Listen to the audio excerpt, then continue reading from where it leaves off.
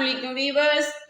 आज जिस लफ्ज़ के बारे में हम पढ़ेंगे वो है क, और इससे नए अल्फाज बनाने भी सीखेंगे।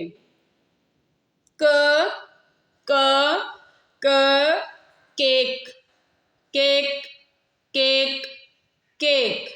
क कबूतर कबूतर कबूतर कबूतर कबूतर। क केतली केतली केतली केतली केतली। क केक क कबूतर क केतली।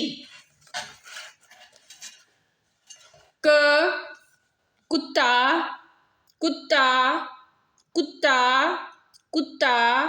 क कुर्सी कुर्सी कुर्सी कुर्सी। क कबूतर कबूतर कबूतर कबूतर।